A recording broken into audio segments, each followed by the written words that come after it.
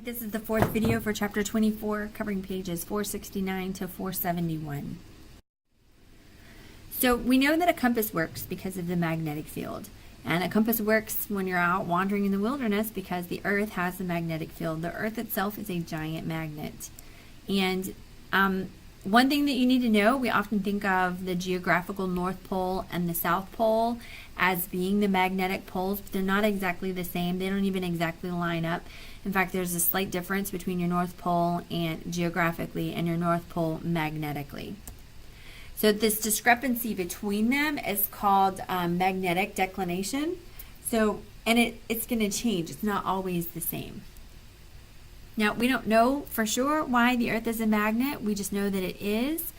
And we know that it's a good thing. It's a good thing we have a magnet because our earth needs a magnetic field. So what we do know from measurements is that our magnetic field is decreasing. So we are becoming less of a strong magnet as time goes on, and that it has reversed. There were times in Earth's past where the South Pole was the North Pole and the North Pole was the South Pole, and then it flipped back again and then flipped back again.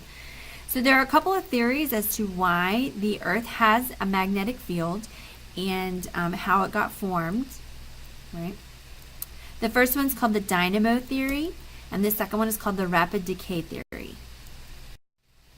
So the dynamo theory says that the motion of the fluid in the core is what causes the electrical currents, and you know an electrical current has a magnetic field. So the dynamo theory says that the convection currents that are happening inside the earth. So remember when we talked about convection currents with liquids and with gases, that hot substances are going to rise and colder substances are going to sink. And remember, the difference between hot and cold is just a temperature difference. It doesn't mean that it's necessarily cold. It just means that it's cooler than the hot stuff. So as the magma in the very center gets hot, it rises, and the magma that's towards the outside of the core is cooler, under less pressure, and so it begins to sink. And so that motion, a convection current happening inside the earth, because of the temperature differences, causes it to be there. And so according to the dynamo theory, our magnetic field is going to be constantly changing. It's going to be getting smaller, decreasing. It's going to be increasing. There's no rhyme or reason to how strong it is. And that we can't assume that it's going to continue moving on the same path that it always has, because it's continually changing and regenerating. The rapid decay theory says the currents are there as a result of how the earth was created. God started it that way, and so then that's the way it is. When I say currents, I don't mean convection currents, I mean electrical currents. I'm pretty sure that there are electrical currents that are flowing through the core of our earth. Rapid decay theory says that these currents will slow down. They will not speed back up again. They are only going to be slowing down over time. So what we have found with data is that over the past 170 years, that the Earth's magnetic field is definitely getting weaker. It hasn't gotten stronger in any of that time. It's only gotten weaker. We can see through information in the rock strata layers is that the field has reversed a few times throughout history. Now, the dynamo theory says that this can happen, that there can be reversals, but they will happen very slowly. We're going to take millions and millions of years to switch back and forth. Well, if that's the case, then we would expect to see in the rock layers that the reversals have lots and lots of layers in between them. Rapid decay says that reversals are going to happen, and that when they happen, it's going to be as a result of a cataclysmic activity, some kind of catastrophe that the Earth has undergone. Volcanoes are pretty catastrophic for the environment. Flooding can be catastrophic for the environment. Now, if you look at the rock layers, you can see that some of the reversals actually have happened quite quickly, and that they have happened. There are some that have happened in less than 15 days. Very short amount of time, quite a bit shorter than millions of years that the dynamo theory says would require for a reversal to happen, because it would need to slow down all the way, change directions, and then speed back up, which would take a lot of time. So back to back, let's see. The dynamo theory pretty much is inconsistent with a lot of the data, because their data says that it should be slow reversals when we've had quick reversals. The dynamo theory is also very bad at predicting whether or not other planets in the solar system are going to have magnetic fields. So you would assume that if this was the case and that's why it was working, that perhaps the other planets would have the same types of magnetic fields that are around them. Now, this dynamo theory forces a belief in billions of years because it says that it has to happen slowly. Now, you should understand that this is the most accepted view. If you take a geology class when you get to college, most likely your geology professor is going to push this view as to why the Earth is the way the Earth is. So the rapid decay theory is consistent with all of the data. We can say that the worldwide flood can explain the quick field reversals. If there was ever a catastrophic event that happened over the entire globe, is going to be Noah's flood. The waters came in, it completely changed the landscape of the Earth. It changed the population of the Earth. It changed most of the ways that we would be able to date things. If you're looking at radioactive decay, all of that is messed up because of the cataclysmic things that have happened. So the worldwide flood can be given credit for a lot of the information that we have on the field reversals. Now, the rapid decay theory, you might say, oh, well, they just took the data and said, let's make a theory that just fits all the data. But the theory was put out there, and then they have found more data that actually still fits. Like, we would say that the rapid decay theory says that that all the planets had a magnetic field, just like the dynamo theory, but that some have reduced to nothing, and they're able to predict, before they were able to go and measure, they were able to predict what the magnetic field of each of the planets should be. And so they were able to predict it, which means that they did it before they had the data. Then once they got the data, they can see that it's consistent with the data. The rapid decay theory concludes, based on rock strata and the strength of the magnetic field, is that our Earth has to be less than 10,000 years old.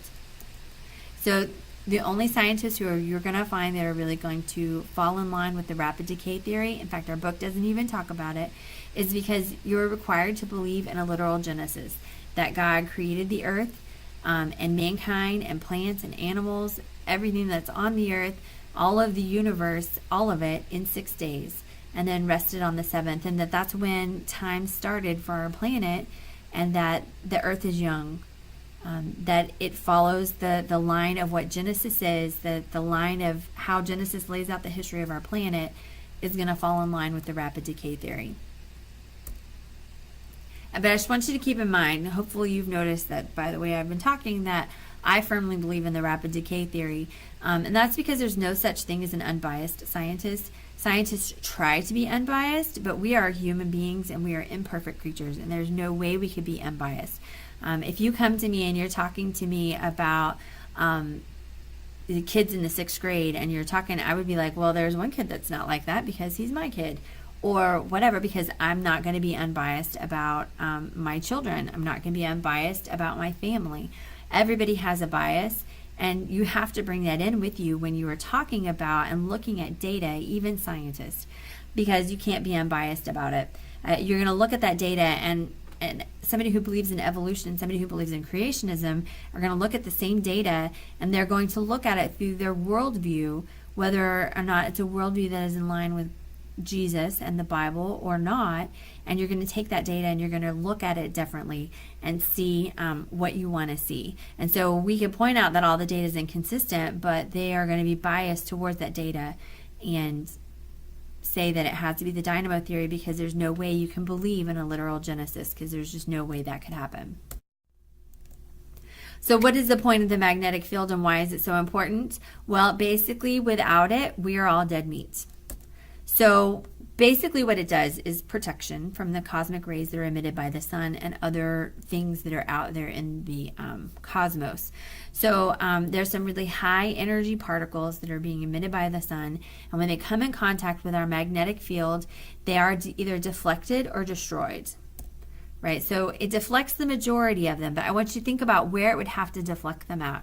So remember I said that your deflection, it can only occur if it is coming at a perpendicular angle to the magnetic field. Well, if the magnetic field is surrounding the Earth from pole to pole, then where it's coming in and it's going to be perpendicular to it is going to be at the equator. So the angle that the cosmic rays hit the Earth, at the equator, it deflects them all. And at the poles, because as it comes in right there, it could go parallel and not be deflected at all. And so there are more cosmic rays that hit the Earth at the poles and are not deflected because of the angle. And then everywhere in between your equator and your pole, there's going to be some amount of deflection, but not 100% deflection. And so some of it would actually get through. So there are occasions when you're outside, probably even inside, and while you're listening to the video, you're being bombarded with some cosmic rays, but not enough to kill you, because the Lord put a protection around us called our magnetic field. Now, what happens if the magnetic field gets too small? And this is why the dynamo theory just really can't work, because it says it has to come all the way down in order to reverse and go all the way back. If the magnetic field is too small, not enough rays are deflected and we're all dead. And if the magnetic field was too large, then it would cause deadly storms and we would all be dead because they're deadly. So that's kind of like Venus. They have a very strong magnetic field. The storms that are happening within the atmosphere of Venus would make it too deadly for anything to live there. So this is where they get the idea of how old the Earth has to be based on the magnetic field. If they're looking at how it's been decreasing and they extrapolate that back, there's a certain point where the magnetic field couldn't be that strong. Because if it got to be that strong, there's no way life on Earth would have survived. And God wouldn't have made it that way when He created all of us. Go ahead and click on the link to do the quiz. This is for yesterday's video and today's video. So you'll need both notes for that in order to take the quiz. And I will see you in class.